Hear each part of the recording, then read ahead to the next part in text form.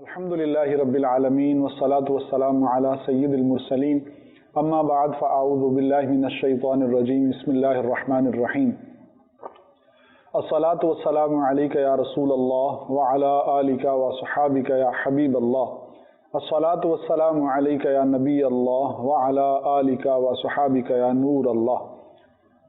حضور تاجدار مدینہ سرور قلب و سینہ صلی اللہ تعالی علیہ وآلہ وسلم کا فرمان عالی شان ہے، جو بندہ مجھ پر ایک مرتبہ درود پاک پڑھتا ہے اللہ تعالیٰ اس پر 10 رحمتیں نازل فرماتا ہے، اور جو بندہ مجھ پر 10 مرتبہ درود پاک پڑھتا ہے اللہ تعالیٰ اس پر 100 رحمتیں نازل فرماتا ہے۔ صلو علی الحبیب صلی اللہ تعالی علی محمد صلی اللہ علیہ وسلم۔ میٹھے اسلام بھائیوں، سلسلہ ہے قرآن کی روشنی میں، اور انشاءاللہ عز و جل آج ہم اس سلسلے میں سورہ بقرہ اور اس میں سے آیت نمبر 40 اور 5ویں رکوع سے انشاءاللہ عز و جل بنی اسرائیل اور ان کے متعلق جو چند آیات یہاں مذکور ہیں ان آیات کے متعلق گفتگو کرنے کی سعادت حاصل کریں گے۔ بنی اسرائیل، بنی کا مطلب ہوتا ہے اولاد، اور اسرائیل جو ہے وہ حضرت یعقوب علیہ السلام کا لقب ہے، تو بنی اسرائیل کا مطلب ہوا اسرائیل کی اولاد، اور اسرائیل کی اولاد سے وہ لوگ مراد ہیں جنہیں ہم یہودی کے طور پہ جانتے ہیں۔ اللہ سبحانہ و تعالیٰ نے بنی اسرائیل کو قرآن کریم میں مخاطب کرتے ہوئے فرمایا، یا بنی اسرائیل اذکروا نعمتی التی انعمت علیکم واوفوا بعہدی اوف بعہدکم۔ ترجمہ: اے یعقوب کی اولاد، یاد کرو میرا وہ احسان جو میں نے تم پر کیا، اور میرا عہد پورا کرو، میں تمہارا عہد پورا کروں گا۔ مصحف اس آیت کریمہ میں اللہ سبحانہ و تعالیٰ نے بنی اسرائیل کو نعمتیں یاد کرنے کا حکم فرمایا اور وعدے کو پورا کرنے کا حکم فرمایا۔ تو میں یہ پوچھنا چاہوں گا کہ یہاں عہد سے یا وعدے سے کیا مراد ہے؟ بسم اللہ الرحمن الرحیم۔ آیت مبارکہ کے اندر 2 چیزیں بیان فرمائی گئی، ویسے تو 3 حکم ہیں، آخر کے اندر وَإِيَّايَ فَارْهَبُونِ بھی ہے کہ مجھ سے ہی ڈرو۔ فرمایا کہ میرے اس احسان کو یاد کرو جو میں نے تم پر کیا۔ یاد کرنے سے یہاں پر مراد یہ ہے کہ اسے یاد کر کے اس پر میرا شکر ادا کرو۔ محض یاد کرنا مقصود نہیں، یاد کر کے اس کا شکر ادا کرنا بھی مقصود ہے۔ اور دوسرا فرمایا کہ جو میں نے تم سے وعدہ کیا تھا، تم نے مجھ سے وعدہ کیا تھا، تم اپنا وعدہ پورا کرو، میں اپنا وعدہ پورا کروں گا۔ اب اللہ تعالیٰ نے جو احسانات بنی اسرائیل پر فرمائے وہ کون سے تھے؟ تو ان احسانات کی ایک پوری لسٹ ہے۔ جب بنی اسرائیل کا، موسیٰ علیہ السلام کا ہم ان کی سیرت پڑھتے ہیں، ان کے پورے حالات پڑھتے ہیں، تو بہت ساری چیزیں ہمارے سامنے آتی ہیں۔ جیسے اللہ تعالیٰ نے بنی اسرائیل پر ایک بہت بڑا احسان تو یہ فرمایا کہ ان میں اپنے نبی بھیجے۔ خود حضرت یعقوب علیہ السلام اللہ تعالیٰ کے نبی تھے۔ یعقوب علیہ السلام کے بعد یوسف علیہ السلام اللہ تعالیٰ کے نبی تھے، پھر انہی کی نسل میں حضرت موسیٰ علیہ السلام، پھر حضرت ہارون علیہ السلام بھی انہی کے ساتھ تھے۔ تو اللہ تعالیٰ نے ان کو نبی عطا فرمائے۔ دوسرا یہ ہے کہ اللہ تعالیٰ نے ان کو سلطنت اور بادشاہت بھی عطا فرمائی۔ تیسرا یہ کہ اللہ تعالیٰ نے انہیں اپنی کتاب تورات شریف عطا فرمائی۔ چوتھا یہ ہے کہ اللہ تعالیٰ نے موسیٰ علیہ السلام کے صدقے انہیں فرعون سے نجات عطا فرمائی، ان کو دریا سے پار گزار دیا، دریا کے اندر راستے بنا دیے، فرعون اور اس کے ظالم ساتھی تھے ان کو غرق کر دیا۔ پھر اس کے بعد جب یہ میدان طیہ کے اندر تھے تو اللہ تعالیٰ نے ان کے اوپر بادلوں سے سایہ کر دیا، اور ان کے کھانے کے لیے من و سلوہ نازل کیا۔ پانی کی ان کو حاجت پڑی تو موسیٰ علیہ السلام کے وسیلے سے انہوں نے پتھر کے اوپر اپنا عصا مارا اور اس سے 12 چشمے جاری ہو گئے۔ تو یہ احسانات کی ایک پوری لسٹ ہے جو اللہ تعالیٰ نے بنی اسرائیل پر کی، اور یہ وہ احسانات تھے جو بطور خاص کیے گئے۔ بلکہ ایک بہت بڑا دوسرا احسان بھی ہے جو بہت ساری آیتوں میں اللہ تعالیٰ نے بیان فرمایا، وہ ہے وَأَنِّي فَضَّلْتُكُمْ عَلَى الْعَالَمِينَ، کہ اے بنی اسرائیل میں نے تمہیں اس زمانے کے تمام لوگوں کے اوپر فضیلت عطا فرمائی، یعنی بنی اسرائیل جس وقت بستے تھے، جس وقت ان کے ہاں نبوت کا سلسلہ چل رہا تھا، اس وقت روئے زمین کی تمام قوموں سے افضل اور برتر بنی اسرائیل تھے۔ تو یہ وہ اللہ تعالیٰ کے احسانات تھے جو اللہ تعالیٰ نے ان پر کیے۔ تو اس پر اللہ تعالیٰ نے فرمایا کہ میری نعمتوں کو یاد کرو، میرے اس احسان کو یاد کرو جو میں نے تم پر کیا۔ احسان کو آدمی یاد کرتا ہے، نعمت کو یاد کرتا ہے تو شکر کا جذبہ پیدا ہوتا ہے، اطاعت کا جذبہ پیدا ہوتا ہے۔ ہمارے ہاں بھی ایک معمول ہے کہ جیسے ایک آدمی اگر کسی کے ساتھ زیادتی کرنے لگے، اس کا کوئی احسان ہو، تو دوسرا بندہ بھی بولتا ہے یار تم اس کے ساتھ زیادتی کر رہے ہو، اس کے احسانات کو یاد کرو، تمہیں یاد نہیں ہے تمہارے اوپر فلاں مشکل آئی تھی، تمہاری کس نے مدد کی تھی، اسی نے تو مدد کی تھی۔ تو احسان کی یاد دہانی جو ہے دل کے اندر اطاعت کا جذبہ پیدا کرتی ہے، شکر کا جذبہ پیدا کرتی۔ تو اللہ تعالیٰ نے اس کا فرمایا کہ اے بنی اسرائیل یاد کرو میرے اس احسان کو جو میں نے تم پر کیا، یعنی تمہارے باپ دادا پر کیا۔ احسانات تو باپ دادا پر تھے، لیکن وہ احسانات تھے تو تبھی نسل چلی اور یہ وجود میں آئے، ورنہ تو ان کا وجود بھی نہ ہوتا۔ تو یہ تو ہے اس آیت کے اس حصے کا معنی۔ اب دوسری بات جو فرمائی کہ وَأَوْفُوا بِعَهْدِي أُوفِ بِعَهْدِكُمْ، تم میرے عہد کو پورا کرو میں اپنا عہد پورا کروں گا، تم میرے وعدے کو پورا کرو میں اپنا وعدہ پورا کروں گا۔ اللہ تعالیٰ کے ساتھ ان کا کیا وعدہ تھا اور اللہ نے ان کے ساتھ کیا وعدہ کیا تھا، اس کے بارے میں متعدد اقوال ہیں، لیکن دو اس کے اندر بڑے قوی ہیں۔ ایک تو یہ ہے اللہ تعالیٰ نے بنی اسرائیل سے یہ وعدہ کیا تھا کہ میں اپنے آخری نبی محمد صلی اللہ علیہ وآلہ وسلم کو مبعوث کروں گا، تم نے اس پر ایمان لانا ہے۔ اور انہوں نے عہد کیا تھا کہ جب وہ آخری نبی تشریف لائیں گے تو ہم ان پر ایمان لائیں گے۔ اسی لیے تورات کے اندر نبی پاک علیہ السلام کا تذکرہ موجود تھا، انجیل کے اندر تذکرہ موجود تھا، بلکہ بنی اسرائیل تو حضرت عیسیٰ علیہ السلام کی بھی قوم تھی، اور عیسیٰ علیہ السلام نے بطور خاص یہ فرمایا تھا مبشرا برسول یأتی من بعد اسمہ احمد، میرے آنے کے مقاصد میں سے، بڑے مقاصد میں سے ایک اہم مقصد یہ ہے کہ میں خوشخبری دینے والا ہوں اس رسول کی جو میرے بعد میں تشریف لانے والے ہیں جن کا نام احمد ہے۔ تو یہ خوشخبری کس بات کی تھی کہ تم نے ان پر ایمان لانا ہے۔ تو یہ انہوں نے وعدہ کیا تھا کہ یہ آخری نبی پر ایمان لائیں گے۔ اللہ کا ان سے وعدہ کیا تھا؟ اللہ کا وعدہ یہ تھا کہ اگر تم آخری نبی پر ایمان لاؤ گے تو میں تمہیں عزت سے سرفراز کروں گا، تمہاری پچھلی ذلتیں ختم کر دوں گا، تمہیں جنت عطا کروں گا، تمہیں دنیا کے اندر غلبہ عطا کروں گا۔ جو مسلمانوں کے ساتھ وعدے تھے وہ سارے ان کے ساتھ ہو جاتے، جیسے مسلمانوں کو غلبہ ملا، دنیا کے اندر سلطنت ملی، عظمت ملی، حکومت ملی، عزت ملی، وہ ساری کی ساری بنی اسرائیل کو بھی مل جاتی۔ تو یہ ان سے وعدہ تھا کہ اگر تم آخری نبی پر ایمان لاؤ گے تو خدا کی معیت اور خدا کی مدد تمہیں نصیب ہوگی۔ ایک تو یہ وعدہ۔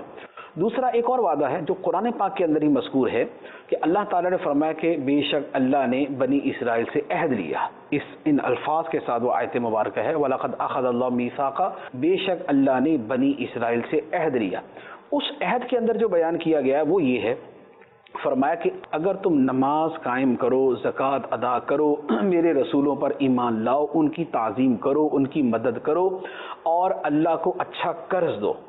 یہ چار چیزیں ان کو بیان فرمائی گئی، نماز تھی، زکوٰۃ تھی، رسولوں پر ایمان اور ان کی تعظیم اور مدد تھی، اور اللہ کی راہ میں خرچ کرنا تھا۔ تو فرمایا گیا تھا کہ میں تمہاری خطائیں مٹا دوں گا اور تمہیں جنت میں داخل کر دوں گا۔ یہ اللہ تعالیٰ کا وہ عہد ہے جو قرآن پاک کے اندر بطور صراحت کے ساتھ بیان کر دیا گیا کہ اللہ تعالیٰ نے بنی اسرائیل سے یہ عہد لیا تھا۔ تو دو تفسیریں اس کے بارے میں ہیں، ایک یہ کہ وہ عہد تھا اور ایک یہ کہ یہ عہد تھا، اور یہ بھی ہو سکتا ہے دونوں عہد ہی مراد ہوں، کیونکہ آیت مبارکہ مطلقہ فرمایا میرے عہد کو پورا کرو میں اپنے عہد کو پورا کروں گا۔ یہ وہ عہد تھے کہ جن کی طرف ان کی توجہ دلائی گئی کہ آخری نبی پر ایمان لاؤ، اور وہ جو دوسرا عہد ہے اس کے اندر بھی ہے تو یہی ہے، اس میں بھی یہی ہے وَآمَنْتُمْ بِرُسُلِي، کہ تم میرے رسولوں پر ایمان لاؤ گے۔ تو یہ عہد تھا جس کی طرف ان کو توجہ دلائی گئی کہ تم اپنا یہ عہد پورا کرو، میں اپنا عہد پورا کروں گا کہ تمہارے گناہوں کو مٹا دوں گا اور تمہیں جنت میں داخل کر دوں گا۔ اچھا مصعب، اسی سے بالکل اگلی متصل آیت نمبر 41 میں ہے وَلَا تَشْتَرُوا بِآيَاتِي ثَمَنًا قَلِيلًا، اس کا ترجمہ ہے کہ اور میری آیتوں کے بدلے تھوڑی قیمت نہ وصول کرو۔ تو اب اس سے کیا مراد ہے، اس کا کیا معنی ہے کہ میری آیتوں کے بدلے قیمت وصول نہ کرو؟ اللہ تعالیٰ نے بنی اسرائیل کو متعدد چیزوں کا حکم دیا اور بہت سی چیزوں سے منع کیا۔ جن چیزوں سے منع کیا وہ برائیاں تھیں جو بنی اسرائیل کے اندر سرایت کر چکی تھیں۔ بنی اسرائیل کے جو اہل علم تھے، جو ان کے علماء تھے، انہوں نے اپنی کتاب کے اندر دو طرح کی تحریفیں کی۔ ایک تو یہ کیا ان کی کتاب کے اندر جو لکھا ہوا ہے انہوں نے اس لکھے ہوئے کی جگہ کچھ اور لکھ دیا، اصل ہی اس کی تحریف کر دی۔ دوسرا یہ تھا کہ اپنی طرف سے لوگوں کو وہ چیزیں بتاتے تھے کہ جو ان کی کتاب میں نہیں تھی، لیکن وہ پریٹینڈ یہ کرتے تھے کہ گویا یہ ان کی کتاب کے اندر ہے۔ لوگ سمجھتے تھے کہ شاید یہ اپنی کتاب کے تورات کے حوالے سے بیان کر رہے، حالانکہ وہ تورات کے حوالے سے نہیں تھا، بات ان کی اپنی تھی، لیکن ایسے گھما کے بیان کرتے حکم خدا ہے۔ اب حکم خدا کہہ کر مراد اپنا کوئی قیاس یا کچھ اور لے لیتے تھے، یا اپنی تحریفات لے لیتے تھے، سننے والا سمجھتا ہو سکتا ہماری کتاب کے اندر ہی موجود ہو۔ تو یہ تھا ان کا اپنی کتاب کی آیتوں کو بیچنا۔ اچھا، اب بیچنے کا مفہوم کیا تھا اس کے اندر؟ بیچنے کا اصل یہ تھا کہ بنی اسرائیل کی چونکہ کتابوں میں تو لکھا ہوا تھا کہ محمد صلی اللہ علیہ وآلہ وسلم آخری نبی کے طور پر آئیں گے، ان کے یہ اوصاف ہوں گے، جب وہ تشریف لائیں گے تو ایسا زمانہ ہوگا۔ نشانیاں جو تھیں نبی پاک علیہ الصلوۃ والسلام کی، وہ بڑی واضح طور پر ان کی کتابوں کے اندر بیان کر دی گئی تھی۔ اس لیے اللہ تعالیٰ نے فرمایا الذین آتیناہم الکتاب یعرفونہ کما یعرفون ابناءہم، جنہیں ہم نے کتاب عطا فرمائی ہے، یعنی پچھلی کتابیں، وہ اس نبی کو ایسے پہچانتے ہیں جیسے اپنے بیٹوں کو پہچانتے ہیں، کہ بیٹے کو جیسے آدمی فوراً پہچان لیتا ہے، کیونکہ اس کے ساتھ بہت زیادہ آدمی فیملیئر ہوتا ہے، بہت زیادہ مانوس ہوتا ہے۔ نبی پاک علیہ السلام کی نشانیاں اتنی کثرت سے اور اتنی وضاحت کے ساتھ بیان کی گئی تھیں کہ نبی پاک علیہ السلام کو دیکھتے ساتھ ہی وہ پہچان گئے کہ یہ وہی ہیں، یہ وہی نبی ہیں جنہوں نے فاران کی چوٹیوں سے طلوع کرنا تھا، جنہوں نے اس نخلستان مدینہ میں آنا تھا، جنہوں نے اپنی زندگی میں ہجرت کرنی تھی، ان کی قوم نے ان کو نکالنا تھا، ان کا حسن مبارک ایسا ہونا تھا، ان کا کردار اخلاق ایسا ہونا تھا۔ وہ نشانیاں اتنی وضاحت سے تھیں کہ نبی پاک علیہ الصلوۃ والسلام کو دیکھتے ساتھ ہی پہچان گئے کہ یہ اللہ کے نبی، اور یہ وہی نبی ہیں جن کے بارے میں ہماری کتابوں کے اندر بیان کیا گیا۔ اچھا، اب اس کا تقاضا یہ تھا کہ ایمان لے آتے، لیکن ان کا پرابلم یہ تھا کہ اگر نبی پاک علیہ السلام پر ایمان لے آتے تو اس سے پہلے تو ان کا یہ سلسلہ چل رہا تھا کہ وہ اپنی قوم کے اندر ایز اے مشائخ اور ایز اے علماء وہ ان کے درمیان تھے، لوگ ان کو نذرانے پیش کرتے تھے، لوگ ان کی خدمت کرتے تھے، لوگ ان کو پیسے دیتے تھے۔ اب اگر نبی پاک علیہ الصلوۃ والسلام پر ایمان لے آتے تو انہیں اپنی وہ جو سرداری تھی اور وہ جو ان کا ایک قسم کا تسلط تھا لوگوں کے اوپر، وہ ختم کرنا پڑتا۔ نبی پاک علیہ الصلوۃ والسلام پر ایمان لے آتے تو پھر تو جو سرکار علیہ السلام کے احکام ہوتے اس کے مطابق کرتے۔ اب ایمان لانے کی صورت میں انہیں اپنے تمام ان دنیاوی مفادات سے ہاتھ دھونا پڑتا ہے۔ تو انہوں نے کیا کیا؟ انہوں نے اپنی ان آیتوں کو ہی بدل دیا جو ان کی کتاب کے اندر آیات لکھی ہوئی تھی نبی پاک علیہ السلام کے تعارف کے حوالے سے، انہوں نے اسی کے اندر تبدیلی کر دی۔ کیوں؟ تاکہ دنیاوی نفع ملے۔ تو یہ ان کا اپنی کتاب کی آیتیں دنیاوی نفع کے بدلے میں بیان نہ کرنا اور چھپانا، یہ ان کا وہ عمل تھا جسے فرمایا کہ وَلَا تَشْتَرُوا بِآيَاتِي ثَمَنًا قَلِيلًا، میری آیتوں کے بدلے میں یہ تھوڑے سے پیسے نہ لو، یہ تھوڑے سے دنیاوی مفاد کی خاطر میرے احکام کو نہ چھپاؤ، میری کتاب کی آیتوں کو نہ چھپاؤ۔ تو یہ وہ چیز تھی جس کا بنی اسرائیل کو کہا گیا تھا کہ میری آیتوں کے بدلے میں دنیا کا تھوڑا سا مال و زر جو ہے وہ نہ خریدو۔ صاحب، ایک شائبہ ایسا پیدا ہو سکتا ہے یا سوال کسی کے ذہن میں آ سکتا ہے کہ آج جیسے قرآن کریم پڑھایا جاتا ہے، ائمہ ہیں یا قراء حضرات ہیں، تو وہ اس کے عوض ان کی کچھ خدمت کی جاتی ہے، تو کیا وہ بھی آیتیں بیچنے میں شامل ہوگا یا ایسا نہیں ہے؟ دیکھیں، جو آیت کا سیاق و سباق میں نے عرض کیا ہے، اگر آپ اس پر غور کریں تو یہ چیز اس سے ویسے خود بخود ہی جدا ہو جاتی ہے۔ یہاں کیا صورت تھی جو یہودیوں کا معاملہ ہے، وہ یہ تھا کہ وہ اپنی کتاب کی آیتوں کو چھپاتے تھے تاکہ لوگ اس پر عمل کر کے انہیں ان کے دنیاوی مفادات سے محروم نہ کر دیں۔ ہمارے ہاں جو قرآن پاک سکھانے والے ہیں، کیا وہ آیتیں چھپاتے ہیں؟ تو پورا قرآن پڑھا دیتے ہیں، جس نے اس کو ترجمہ تفسیر پڑھنی ہے وہ آرام سے گھر پہ بیٹھ کے پڑھ لے، کسی کو کوئی مسئلہ نہیں۔ ایک بات۔ دوسرا یہ ہے کہ ہمارے ہاں جو پڑھانے والے ہیں وہ لوگوں کو دین سکھانے کے لیے پڑھاتے ہیں، ان کا دین بگاڑنے کے لیے نہیں پڑھاتے۔ یہودیوں کا معاملہ جو تھا وہ یہ تھا کہ وہ اپنی کتاب بیان کر رہے ہیں تاکہ ان کو حق نہ پہنچے، حق بات ان تک نہ پہنچے اور ان کی چودراہٹ قائم رہے۔ ہمارے ہاں جو قرآن پاک پڑھانے والے اور بیان کرنے والے ہیں وہ تو ان کو دین سکھانے کے لیے پڑھاتے ہیں، لہذا یہ صورت اس سے جدا ہے۔ ہاں اگر مسلمانوں میں بھی معاذ اللہ کوئی ایسا ہو کہ جو اپنے کسی دنیاوی مقصد اور مفاد کی خاطر آیتوں کو چھپائے اور ان کا غلط مفہوم معاذ اللہ بیان کرے تو وہ بھی اسی وعید کے اندر شامل ہو جائے گا، وہ بھی ولا تشتروا بآیاتی ثمنا قلیلا کے اندر آ جائے گا۔ ایک بات، دوسری بات یہ ہے کہ ہمارے متقدمین علماء جو صحابہ کرام کے زمانے میں اور ان کے بعد کے قریب زمانے کے تھے، وہ یہ فرماتے تھے کہ تعلیم قرآن کے اوپر کسی بھی قسم کا معاوضہ نہ لیا جائے، کیونکہ قرآن پاک پڑھانا، علم دین پڑھانا یہ ایک عبادت ہے۔ عبادت کا صلہ صرف اللہ سے لیا جائے گا، اس کا صلہ بندوں سے نہیں لیا جائے گا۔ لیکن معاملہ یہ ہے کہ یہ بات تو ایک بدیہی سی ہے کہ اگر ایک آدمی قرآن پاک پڑھانے میں مشغول ہوگا تو اب پڑھائی جو ہے، جو تعلیم ہے، وہ جز وقتی کام نہیں رہا۔ ہمارے اگر مدارس ہیں تو وہ صبح 8 بجے لگتے ہیں اور وہ 1 بجے چھٹی ہوتی ہے۔ اس کے بعد جو ٹیچر ہے اسے اس کی تیاری کرنی ہے، اسے 3-4 گھنٹے اس کے لیے چاہیے۔ ایک بندہ اگر 8 گھنٹے علم دین پڑھنے اور پڑھانے میں گزار دے گا تو اس نے اپنے گھر کا نظام کیسے چلانا ہے؟ یا تو یہ ہوتا کہ جیسے پچھلے زمانے میں تھا کہ حکومتیں علماء کو، قرآن کی تعلیم دینے والوں کو وہ اس طرح وظائف دیتی تھی کہ وہ قطع نظر کسی معاوضے کی اور کسی اجرت کے وہ اپنے کام میں مشغول رہتے تھے اور حکومت ان کا خرچہ اٹھاتی تھی۔ لیکن اب جب یہ سلسلہ ختم ہو گیا، اور اب سے نہیں، یہ صدیوں سے ختم ہو چکا ہے کہ حکومت ان کے خرچے اٹھائے اور حکومت ان کے اخراجات پورے کرے اور وہ لوگ اپنا تمام وقت جو ہے بلا کسی خوف و خطر کے وہ علم دین پڑھنے پڑھانے کے اندر گزار دے۔ اب ایسی صورت نہیں ہے۔ تو اب یا تو یہ ہے کہ وہ لوگ علم دین پڑھانے میں، قرآن پاک پڑھانے میں تو اسی طرح مشغول ہیں اور کمانا چھوڑ دیں، ادھر سے حکومت نہ دے، ادھر سے وہ نہ کمائیں، خود بھی مریں، بچے بھی ماریں اپنے۔ یا تو ایک آپشن یہ ہے۔ دوسرا آپشن یہ ہے کہ پھر جو وہ پڑھا رہے ہیں کم از کم اس کے اگینسٹ ان کو اتنا معاوضہ دیا جائے تاکہ وہ اپنا زندگی کا سرکل بھی چلا سکیں، وہ اپنے بیوی بچوں کو بھی پال سکیں، وہ اپنے ماں باپ کی خدمت بھی کر سکیں، وہ اپنے رشتہ داروں سے حسن سلوک بھی کر سکیں۔ تو اب 2 آپشن ہیں، یا تو علم دین سیکھنے سکھانے کا سلسلہ ختم کر دیا جائے، وہ اس کو چھوڑیں اور وہ اپنے کاروبار میں لگ جائیں اور اپنے کام کاج میں لگ جائیں، یا یہ ہے وہ اس میں لگے رہیں، علم دین پڑھانے میں لگے رہیں اور نہ ان کو حکومت کچھ دے اور نہ ان کو ویسے کچھ ملے تو بھوکے مر جائیں۔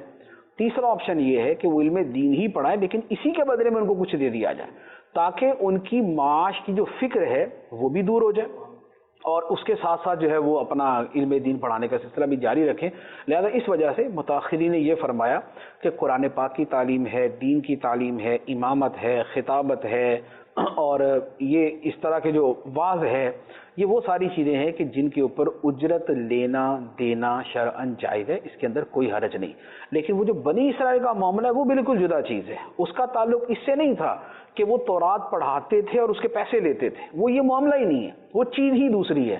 ہاں اس کے اوپر ایک شبہ یہ آ جاتا ہے جو آپ نے پیش کیا ہے تو اس کے اعتبار سے میں نے جواب دے دیا، لیکن آیت والا جو معاملہ ہے یہ اس سے بالکل جدا ہے، کیونکہ یہ نہیں ہو سکتا کہ معاذ اللہ قرآن کی آیت کا ایک مفہوم واضح طور پہ وہی ہو اور ضرورت زمانہ کی وجہ سے قرآن کی آیت کا مفہوم ہی بدل دیا جائے، ایسا نہیں ہو سکتا۔ اچھا مفتی صاحب، ایک سوال میں اگلے سوال کی طرف بڑھنے سے پہلے کہ قرآن کریم مسلمانوں پر اترنے والی کتاب ہے اور اس کا جو بنیادی طور پہ مخاطب ہے وہ ایک مسلمان ہی ہے، تو پھر قرآن کریم میں پچھلی امتوں کا تذکرہ اور بالخصوص بنی اسرائیل کا تذکرہ، پھر انہوں نے جو غلطیاں کی یا جو انہوں نے گناہ کیے ان کا تذکرہ، تو یہ سب باتیں کس لیے ہیں؟ کیا ہمیں کچھ سمجھایا جا رہا ہے؟ ایک مسلمان کو جب یہ آیتیں وہ پڑھے تو کیا درس لینا چاہیے اس طرح کی آیات سے؟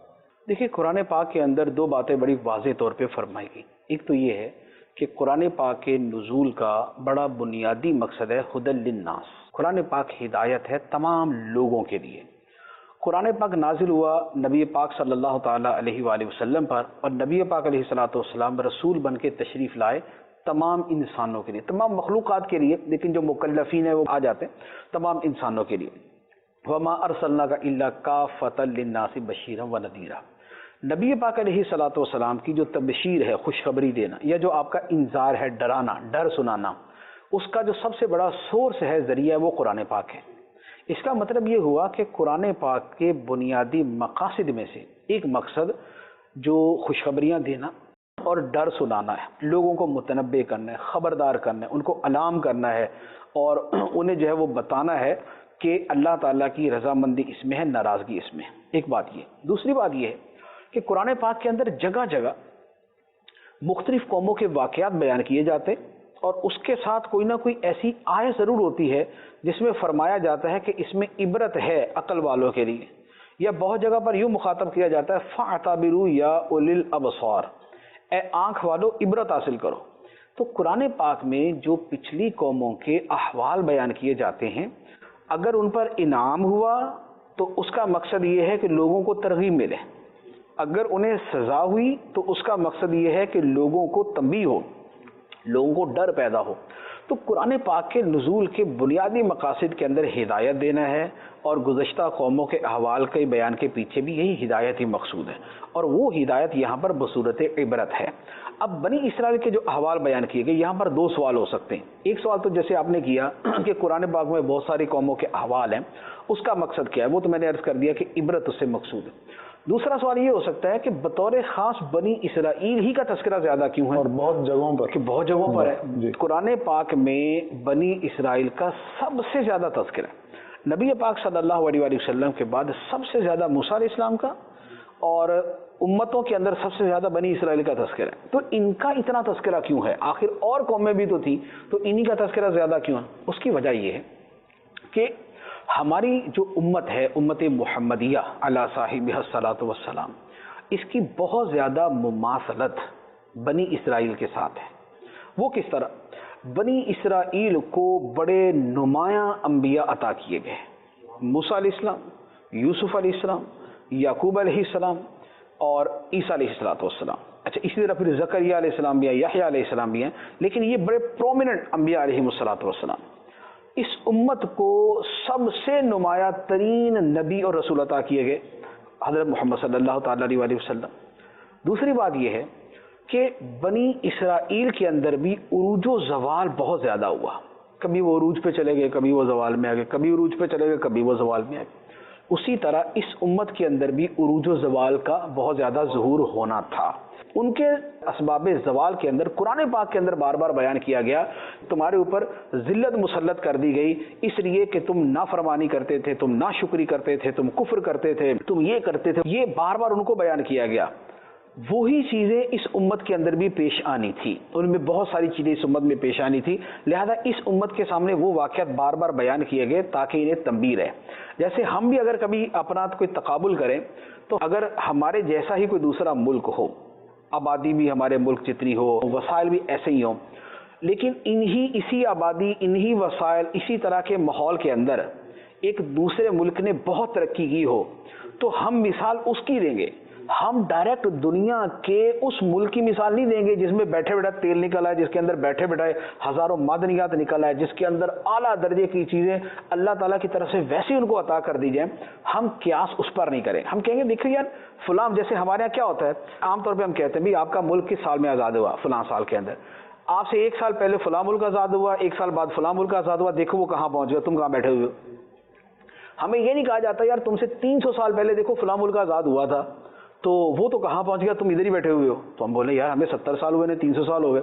لیکن جب ہمیں یہ کہا جاتا ہے کہ بھائی 1949 میں فلاں آزاد ہوا، 1947 میں تم آزاد ہوئے، دیکھو وہ کہاں پہنچ گئے، تم کہاں پہنچ گئے، تو یہ چیز ہمیں فوراً اپیل کرتی ہے، ہمیں بھی سمجھ آتا ہے کہ ہاں واقعی بھی یہ چیز ہے، کیونکہ یہاں سملیرٹیز موجود ہیں۔ اسی طرح چونکہ بنی اسرائیل کے اندر عروج و زوال اس طرح ہوتا رہا جیسا اس امت کے اندر ہونا تھا، ان کو وہ ساری سٹوریز بتا دی گئی، ساری کہانیاں ان کو بتا دی گئی، سب واقعات ان کو سنا دیے گئے تاکہ یہ یاد رکھیں کہ عروج کے بعد انہوں نے جو نافرمانی کی تو نتیجہ کیا ہوا۔ تو لہذا ہم نے اس طرح کی غلطیوں سے بچنا ہے تاکہ ہم اس زوال کا شکار نہ ہو جس زوال کا شکار وہ ہوئے۔ تو یہ اس طرح کی سملیرٹیز ہیں۔ اچھا، اسی طرح پھر بنی اسرائیل کے اندر جو احکام شرع تھے وہ جس طرح اس قوم کے اوپر نافذ کیے گئے ریاستی طور پر، کہ جیسے چوری کی سزا تو بدکاری کی سزا اور اس طرح دیگر احکام، اسی طرح کے احکام، اسی طرح کی سزائیں ہمارے دین کے اندر بھی موجود ہیں۔ تو یوں مناسبتیں موجود ہیں، اس لیے ان کی چیزوں کو بیان کیا گیا۔ اچھا، پھر ان کے اندر بھی وہی واقعات ہیں کہ قارون تھا، दौलत की कसरत थी, दौलत की कसरत ने उसे खुदा से गाफिल कर दिया और कुफ्र तक पहुंचा दिया। इसी तरह इस उम्मत के अंदर भी मालो दौलत की कसरत ऐसी है कि हर आने वाले वक्त में करोड़पति अफराद की तादाद, अरबपति अफराद की तादाद बढ़ती जा रही है, लोगों के माली वसाइल बढ़ते जा रहे हैं। तो अब ये उस हाल को ना पहुंचे जिस हाल को कारून पहुंचा था। तो ये इस तरह की चीज़ें हैं जिनकी वजह से बनी इसराइल का तज़किरा ज़्यादा किया गया है। बहुत ही खूबसूरत बात मुफ्ती साहब ने की कि उरूज व ज़वाल, बनी इसराइल का जो किस्सा बार बार बयान किया जाता है या जो नाफरमानियाँ उन्होंने की हैं बार बार उनको दोहराया जाता है, तो उसकी बहुत सी वजूहात में से एक वजह है उरूज व ज़वाल कि ऐ मुसलमानों तुम उनके उरूज को देखो, जब तुम खुद उरूज में हो तो उनके उरूज को देखो, और जब तुम खुद ज़वाल में हो तो अपने ज़वाल के असबाब उनके ज़वाल के असबाब के अंदर तलाश करो और अपना मवाजना करो, तो तुम्हें हकीकत हाल का मालूम चल जाएगा। मीठे इस्लामी भाइयों, बढ़ते हैं अगले सवाल की तरफ, लेकिन अगला सवाल आयत नंबर 42 से मुताल्लिक है। तो पहले मैं उस आयत करीमा की तिलावत करता हूँ और तर्जुमा, फिर इंशाअल्लाह हम सवाल की तरफ बढ़ते हैं। अल्लाह सुब्हानहू व तआला ने फरमाया, वला तलबिसुल हक़्क़ बिल बातिली व तक्तुमुल हक़्क़ व अंतुम तालमून। तर्जुमा, और हक को बातिल के साथ न मिलाओ और जानबूझकर हक को न छुपाओ। मुझसे मैं यहाँ पूछना चाहूँगा कि यहाँ हक और बातिल का तज़किरा हुआ इस मुबारक आयत करीमा में, तो हक और बातिल से यहाँ क्या मुराद है, और इस तरह की सूरत आजकल के ज़माने में भी पाई जाती है? देखिए, आयत मुबारक के अंदर दो चीज़ें हैं जिनसे मना किया गया है। एक तो फरमाया कि हक और बातिल को आपस में मिलाओ नहीं, दूसरा यह है कि हक को छुपाओ नहीं। दो बातें। अब हक और बातिल क्या है? देखिए, हक तो हर वो चीज़ है कि जो सच है, दुरुस्त है और हकीकत के मुताबिक है। हक और हकीकत एक ही तरह के लफ्ज़ है कि हकीकत को गैर हकीकत के साथ ना मिलाओ। हकीकत ये है, यहाँ पर जो आयत है उसके सियाक़ो सबाक़ के अंदर अर्ज़ करता हूँ, हकीकत ये है कि मोहम्मद सल्लल्लाहु अलैहि वसल्लम अल्लाह के रसूल हैं, और बातिल ये है कि इसका इनकार किया जाए। अब उन्हें कहा गया कि जो हकीकत है उससे बातिल के साथ ना मिलाओ, कि ऐसा मिक्स ना कर दो कि कुछ हिस्सा तो मान भी लो और कुछ हिस्सा छोड़ भी दो। बनी इसराइल के अंदर दो तरह का तर्ज अमल था। जो नबी पाक अलैहिस्सलाम के ज़माने में थे, यहूदी थे, उनका दो तरह का तर्ज अमल था।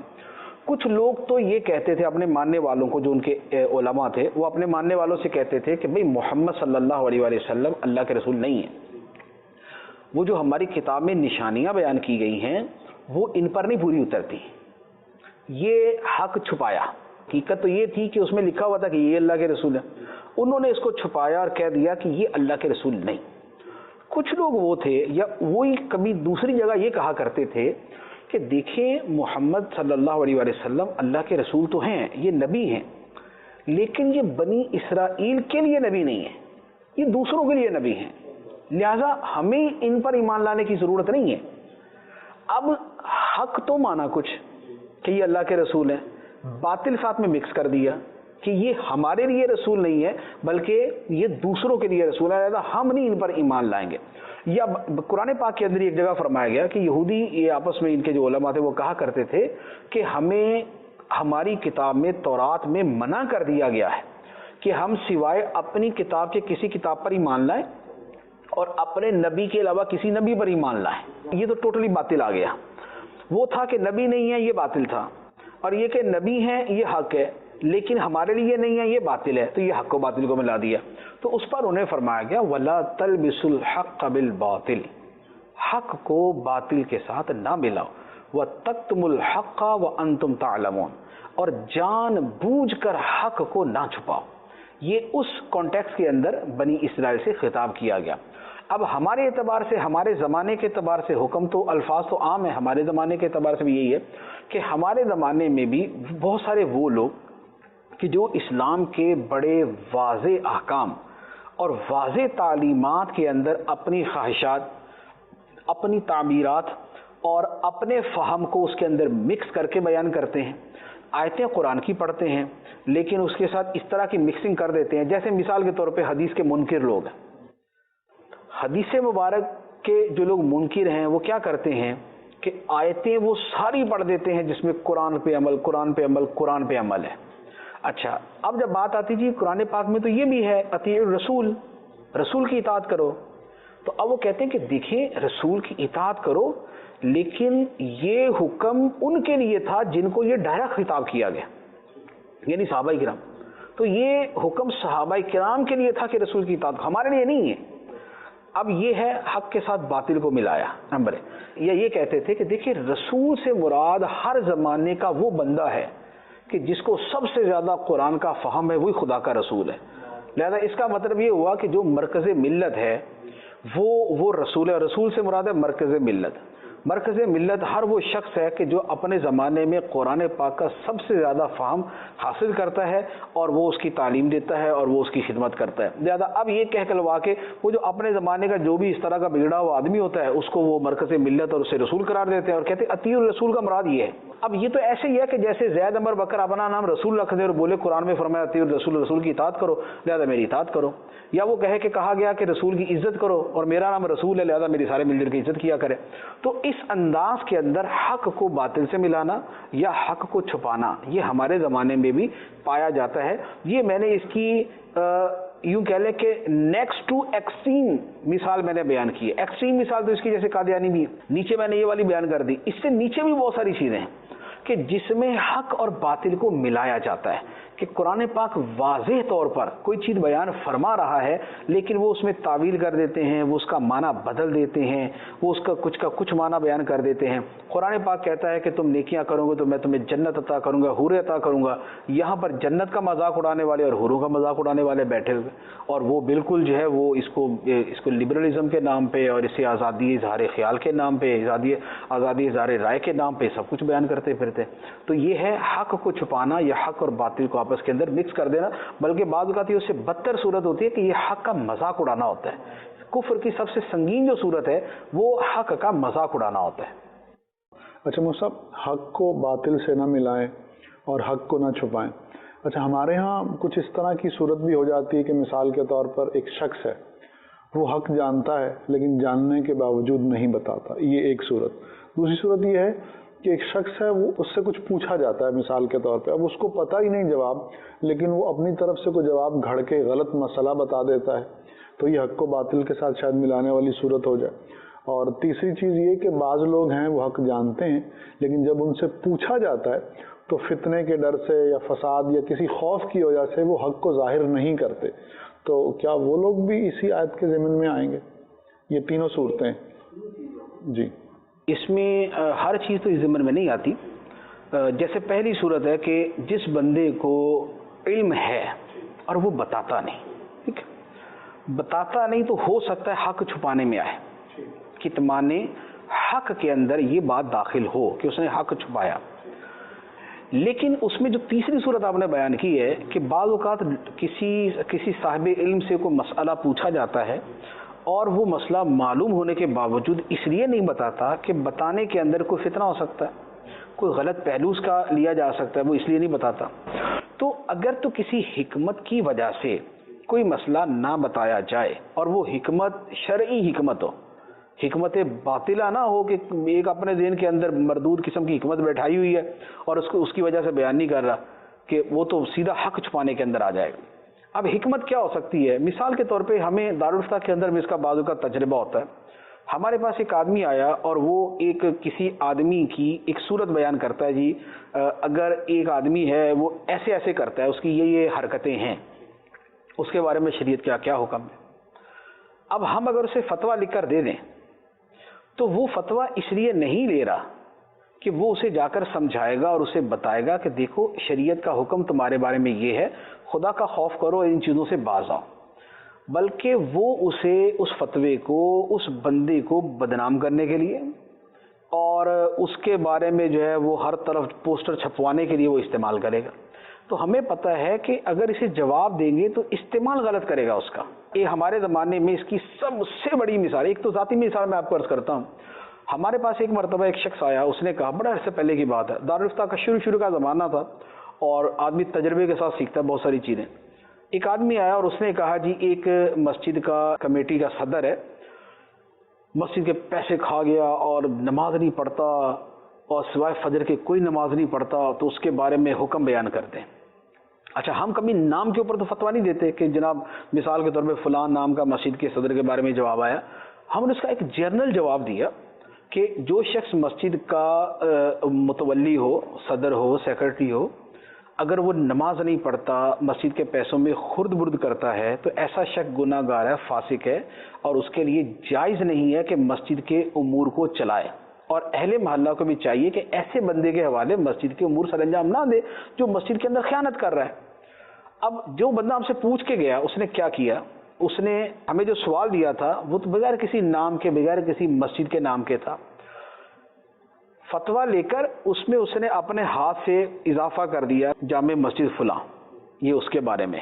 اب فتویٰ نیچے لکھا ہوا تھا، اس نے جناب اس کی فوٹو کاپیاں کروائیں.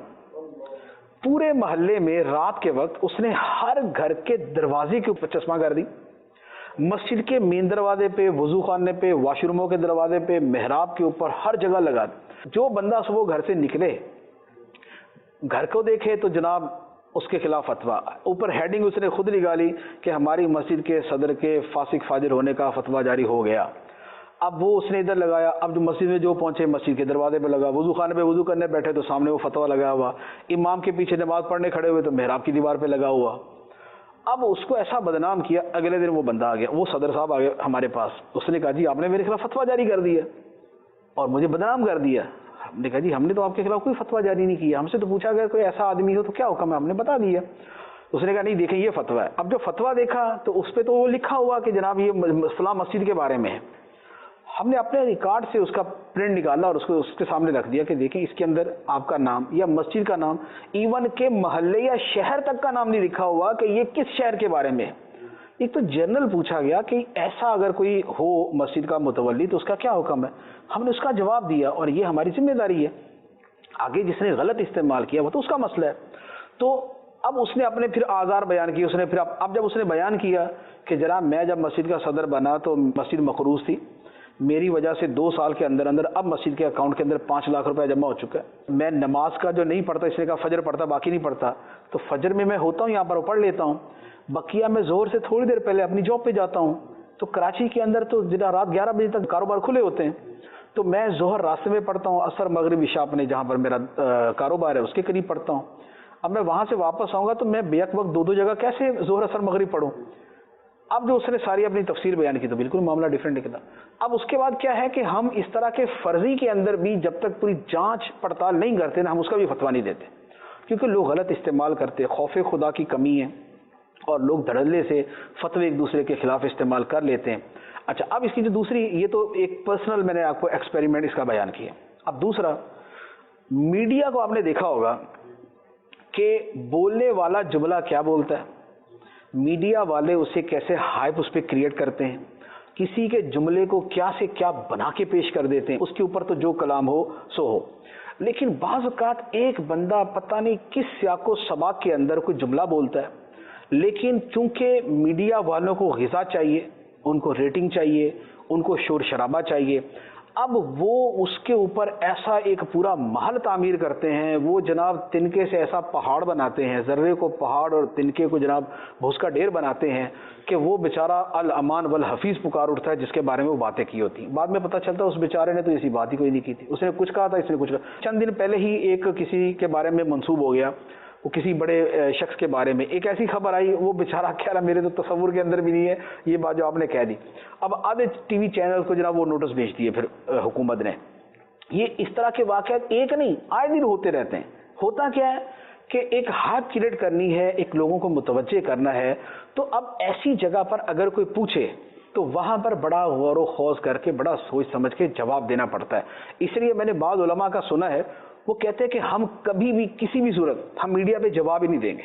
وجہ یہ ہے کہ ہم نے جواب دینا پورا ایک سیاق و سباق کے ساتھ.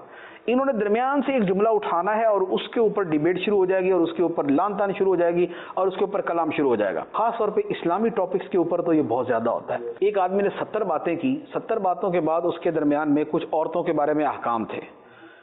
اب وہ عورتوں کے بارے میں جو احکام تھے اس میں ایک جملہ لے کر جو یہاں واہی تباہی کی گئی، جو شور شرابہ کیا گیا، جو یہاں پر جناب ایک ڈرامے سجے اور مسخرے پن کے بازار گرم ہوئے، وہ ہماری آنکھوں کے سامنے ہیں۔ تو اب ایسی جگہوں پر اگر کوئی سوال کرتا، مثال کے طور پہ اگر مجھے کوئی میڈیا والا کال کر کے کہے جی مفتی صاحب فلاں مسئلے پر آپ کیا کہتے ہیں، ہو سکتا ہے میں 99% جواب ہی نہ دوں، کیونکہ مجھے پتا ہے کہ یہ میرے اس پورے کے پوری تقریر کو یا پورے بیان کو نہیں دیں گے، یہ پوری سٹیٹمنٹ نہیں آئے گی، اس میں ایک جملہ آ جائے گا اور اس کو لے کے یہ کیا سے کیا جناب کر دیں گے۔ تو ایسی جگہ پر اگر مسئلہ نہیں بیان کیا تو یہ برحق ہے، ٹھیک ہے، ایسی جگہ پر مسئلہ نہ بیان کرنے کی شرعاً اجازت ہے کہ جب اس کی وجہ سے فتنہ پیدا ہوتا ہے۔ یہ تو ایک بات تھی۔ اب دوسری بات یہ کہ بغیر وجہ کے ہی کوئی مسئلہ بیان نہ کرے تو اس کی پھر آگے تفصیل ہے۔ اس میں تفصیل یہ ہوتی اگر تو سامنے والے کے لیے وہ مسئلہ اتنا اہم ہے کہ نہ بیان کرنے سے اس کے دین و ایمان کو نقصان پہنچے گا، یا وہ کسی گناہ کا مرتکب ہوگا، یا کسی فرض و واجب کا تارک ہو جائے گا، کوئی ایسی صورت ہے، ایسی جگہ مسئلہ معلوم ہونے کے باوجود اگر جواب نہیں دیا جاتا تو یہ مسئلے کا جواب نہ دینے والا گناہگار ہے، پھر یہ گناہگار ہوگا، پھر یہ اس میں آئے گا کہ جو حدیث مبارک میں فرمایا من سئل عن علم فکتمہ فالجم بلجام من النار، کہ جس سے کوئی مسئلہ پوچھا گیا، علم کی بات پوچھی گئی اور اس نے اسے چھپایا تو اسے آگ کی لگام پہنائی جائے گی، پھر اس کے لیے آگ کی لگام کا حکم ہے۔ تو لیکن یہ اکارڈنگ ٹو سچویشن اس کی مختلف صورتیں بنتی ہیں، ہر جگہ ایسا نہیں ہوتا۔ مثال کے طور پہ جیسے میں کئی مرتبہ میں بھی عرض کر چکا ہوں کہ ایک آدمی بڑی تیزی کے اندر جا رہا ہے، اب دوسرا بندہ اسے کسی مستحب کے بارے میں مسئلہ پوچھ رہا ہے اور وہ کہہ رہا ہے بھائی میری گاڑی نکل جائے گی، میری ٹرین نکل جائے گی، اس لیے وہ مسئلہ نہیں بیان کرتا، تو یہ ٹھیک ہے۔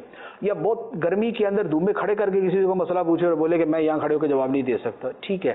یا یہ ہے کہ مسئلہ پوچھا لیکن اسے پتا ہے کہ مسئلہ سینسٹیو ہے، جیسے بعض اوقات میرے ساتھ یہ ہوتا ہے، راہ چلتے لوگ طلاق کا اتنا پیچیدہ مسئلہ پوچھتے ہیں کہ ہمیں پتا ہے کہ بھائی میں تو تمہیں سے ہی بتا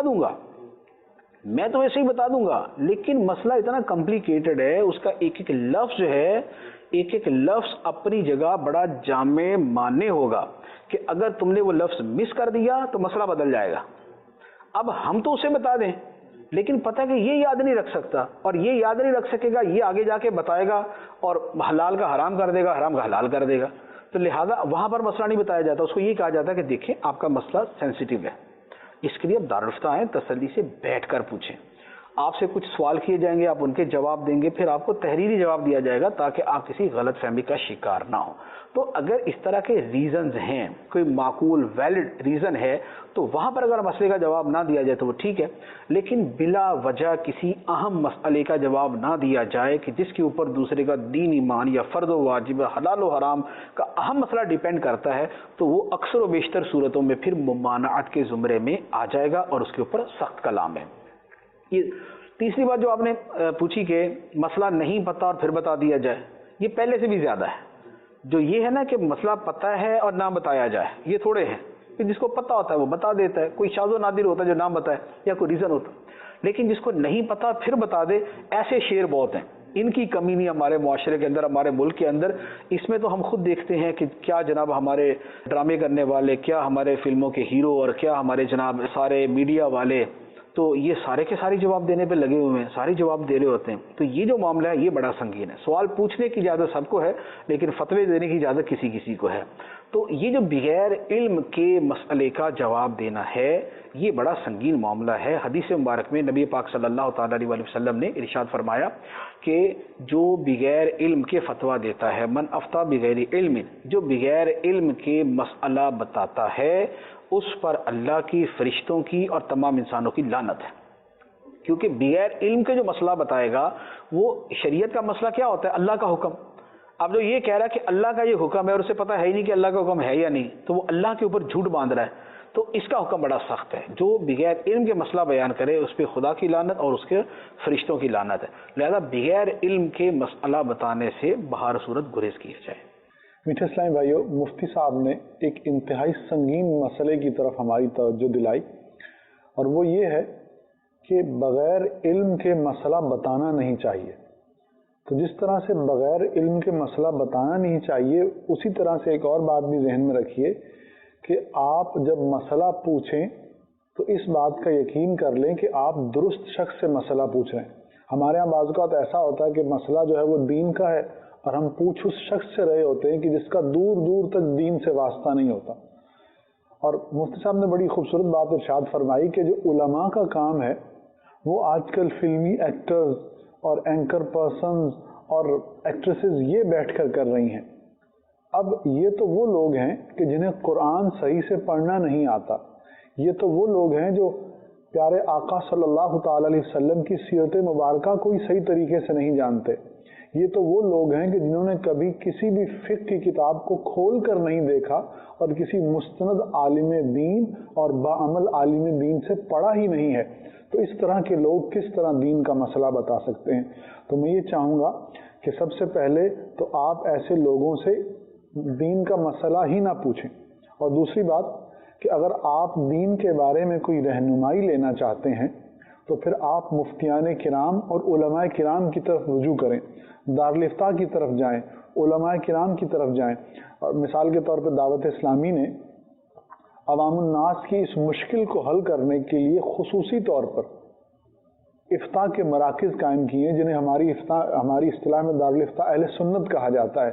تو آپ دارالفتاء اہل سنت آئیں، اور دعوت اسلامی نے یہاں مستند اور انتہائی معتمد علماء کو اپوائنٹ کیا ہے، اور لوگ یہاں آ کر ان علماء سے مسئلہ پوچھتے ہیں اور وہ قرآن و حدیث کے مطابق مسئلے کو انہیں بتاتے ہیں اور سمجھاتے ہیں.